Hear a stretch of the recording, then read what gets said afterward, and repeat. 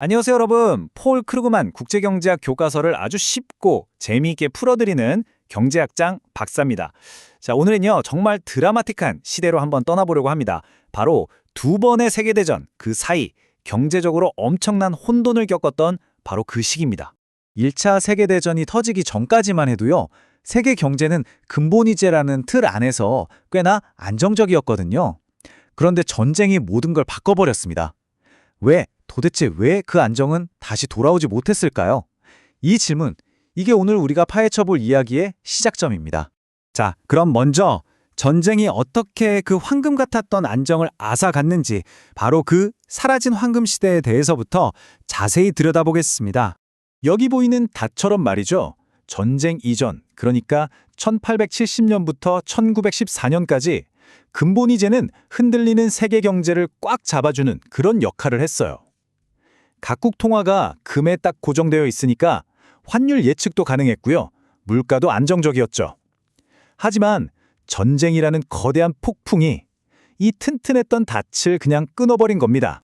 전쟁 전과 후, 이 표를 보시면 차이가 정말 극명하죠? 예측 가능했던 환율은 널뛰기를 시작했고요. 안정은 혼란으로, 또 협력은 아주 노골적인 이기주의로 바뀌었습니다. 국제 경제의 규칙이 사라지고 완전 정글이 된 거죠. 이런 혼란 속에서 각국은 필사적으로 과거의 영광, 즉 근본이제로 돌아가려고 애를 씁니다. 하지만 세상은 이미 변해버렸거든요. 이건 아주 위험한 회기였습니다.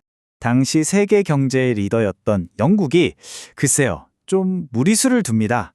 그들은 전쟁 전에 그 강력했던 파운드화의 위상을 되찾고 싶어 했죠. 이 결정은 마치 어른이 되어서 작아진 옛날 옷을 억지로 껴입으려는 것과 같았달까요? 경제 체력은 전쟁 때문에 약해졌는데 통화 가치라는 옷만 과거 수준으로 맞추려고 한 거예요. 그리고 그 결과는요, 이 인용문처럼 처참했습니다. 파운드화 가치가 인위적으로 너무 높아지니까 영국 물건은 너무 비싸져서 해외에서 팔리지가 않았고 당연히 수출은 급감했죠. 결국 경제는 깊은 침체에 빠지고 실업자는 넘쳐났습니다. 옛 영광을 되찾으려다 오히려 경제를 망가뜨린 셈이죠. 이렇게 위태롭던 세계 경제에 결정타를 날린 사건이 터집니다. 바로 1929년의 대공황입니다. 1929년 미국 월스트리트에서 시작된 주가 폭락은요, 순식간에 전 세계로 퍼져나갔습니다. 공장은 멈추고 사람들은 일자리를 잃고 거리로 쏟아져 나왔죠. 이 거대한 위기 앞에서 어설프게 복원했던 근본이제 시스템은 그야말로 속수무책으로 무너져 내렸습니다. 자, 바로 여기서 근본이제의 치명적인 약점이 드러나는데요. 근본이제의 핵심은 쉽게 말하면 정부가 가진 금만큼만 돈을 찍어낸다는 약속이거든요. 평소에는 이게 통화 가치를 안정시키는 아주 좋은 장점이지만 대공황 같은 심각한 위기 상황에서는 경제를 살릴 돈을 풀지 못하게 막는 족쇄가 되어버린 겁니다. 아니, 경제를 살리려면 정부가 돈을 팍팍 풀어서 경기를 부양해야 하는데 가진 금의 양에 묶여서 돈을 찍을 수가 없었던 거예요. 그러니까 보기엔 번지르르한 황금인데 사실은 꼼짝 못하게 만드는 족쇄였던 거죠. 결국 이 황금 족쇄를 먼저 끊어버린 나라들이 위기에서 더 빨리 벗어날 수 있었습니다. 국제공조라는 시스템이 무너지니까요. 세계는 그야말로 각자 도생의 정글로 변해버렸습니다. 각국은 이제 남을 희생시켜서라도 나만 살 길을 찾기 시작합니다. 이때 근린 궁핍화 정책이라는 진짜 무서운 이름의 정책이 등장합니다. 말 그대로 이웃을 거지로 만들어서 나만 살겠다는 정책이죠. 이름만 들어도 정말 살벌하지 않나요? 이게 뭐냐면요, 내 나라 통화 가치를 일부러 확 떨어뜨려서 수출품 가격을 싸게 만드는 겁니다. 그러면 다른 나라 물건 대신 우리 물건이 팔리겠죠?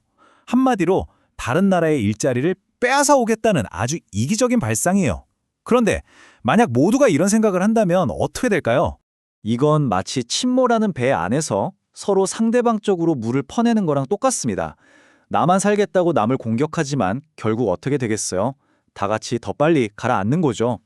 이 정책의 결과로 세계 무역은 완전히 얼어붙었고 대공황의 고통은 더욱 깊어졌습니다. 이 끔찍한 혼란과 붕괴 속에서 세계는 아주 뼈아픈 교훈을 얻게 됩니다.